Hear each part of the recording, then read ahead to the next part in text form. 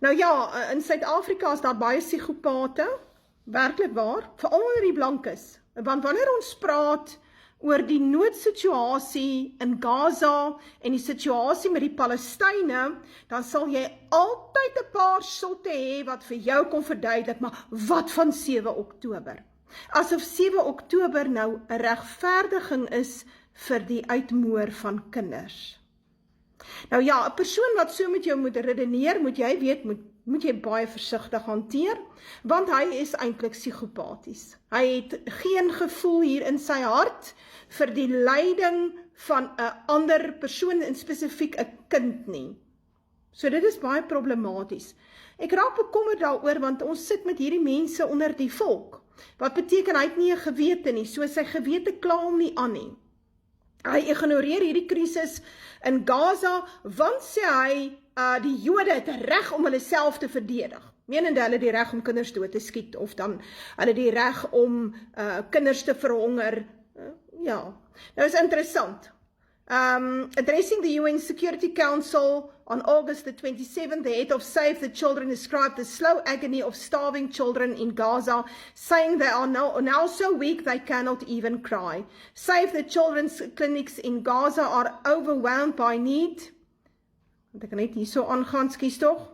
Every bench packed with malnourished children and their mothers, yet our clinics are almost silent now. Children do not have the strength to speak or even cry out in agony. They lie there emaciated, menende, verhonger, uitgeteer, quite literally wasting away, said Inger Ashing. A few kilometers away stand already a sea of supplies, thousands of truckloads of life-saving items, all blocked, she said. Now, yeah, the United Nations officially declared famine in Gaza last week, citing Israel's systematic obstruction of aid during more than 22 months of war. En die rede is omdat die Joodse staat 'n beleid het van mowing the lawn. En ek gaan dit vir jou bewys nou. Ek gaan vir jou die video speel, waar onder andere 'n Jood dit erken, 'n Joodse historikus, wat jy gerus kan gaan luister, saam is Norman Finkelstein. Nou ja, kom ons kyk 'n bietjie, want onlangs was daar 'n ander ou op 'n video wat gesê het, ag nee, wat hierdie video's wys, daar's nou nie eintlik, dit lyk nie of daar iets aangaan nie, daar's miskien net baie Palestynse propaganda. Ja, so hierdie VN verslae is dan nou alles leuns, maar die foto's is daar, en natuurlik, die inligting is ook beskikbaar, so kom ons kyk 'n bietjie na die inligting. Nou ja, hierdie is dan nou die foto's wat dan nou op 'n stadium vertoon is. Nou ja, dis altyd, die mense, ek vind dit baie interessant, dat mense, waar dit die Jode betref, alle hierdie goed afmaak as leuns, maar nooit die moeite doen om die navorsing te gaan doen nie. En dit is vir my baie problematies, want what goes around comes around. En as 'n persoon so voel oor ander kinders wat mishandel en abuse word, nou ja, dan kan ek hom ons nie vertrou met my eie nie. Nou 60,000 Gazans have been killed, 18,500 were children. Hier was al die name gepubliseer in die Washington Post. Nou dis al 'n ou berig. Die getal is ver oor die 20,000 nou al. Hulle praat van 40 kinders per dag sterf in Gaza aan honger. Hulle skiet op hulle in die tipe van ding. Hierdie was en ek dink in Nederland waar hulle die skoentjies so neergesit het, 'n paar skoene vir elke kind wat gesterf het in Gaza. Nou soos ek sê, die Jode het 'n beleid om die kinders dood te maak, want as die kinders groot word, dan is hulle nou 'n probleem. Dan word hulle bestempel, ja wel, hy gaan groot word as hy 'n terroris. Nou dit is ongelukkig so, dat as hy jou ou se land gevat het wel, en jy keer dat hy water het en geriewe, dan is dit in werk, in kos, dan mag dit moontlik wees dat hy opstandig sal raak teen die diktatoriële stelsel, die konsentrasiestelsel wat jy teen hom implementeer, en daarom moet jy hom uitmoor vroegtydig.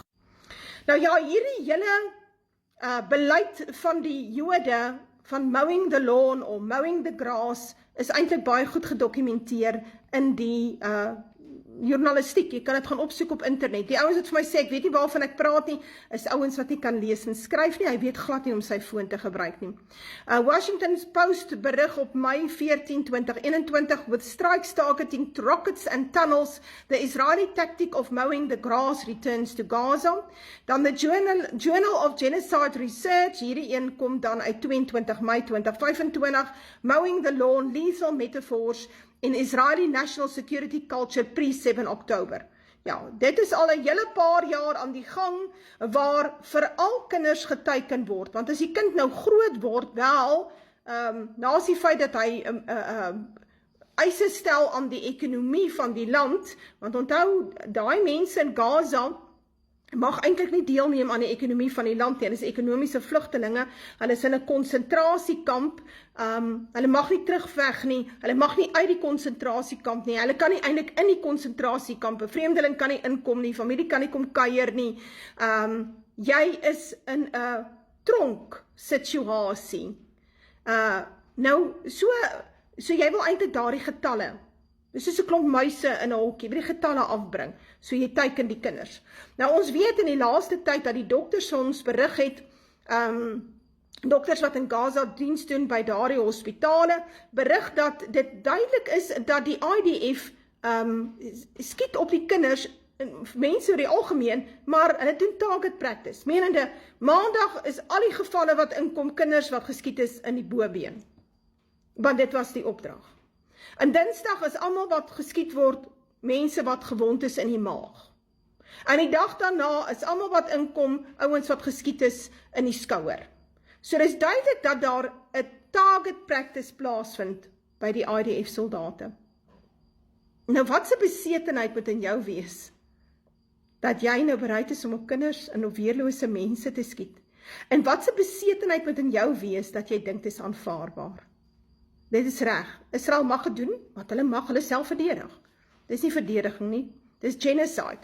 Nou ja, soos ek sê, ek gaan vir jou 'n bietjie Norman Finkelstein se video speel, sowel as 'n ander man se video, dat jy net mooi kan sien, hierdie hele idee van ons moer Palestynë uit, is deel van die Joodse staat se militêre beleid, en dit is al dekades oud, dis nie 'n nuwe ding wat nou die dag ontstaan het nie, en dit wys jou dat hulle is 'n genocidal state, al vir dekades, al van eintlik 1948 af, is 'n klomp mense wat ingekom het onder die voorwendsel van 'n leuen, en gesê die grond is nou ons en nou vat ons die grond, en nou ja, en nou is jy 'n gevangene in hierdie land, en ons jaag jou in 'n kamp in, wat binnekort natuurlik hier in Suid-Afrika ook gaan gebeur met ons wat blank is.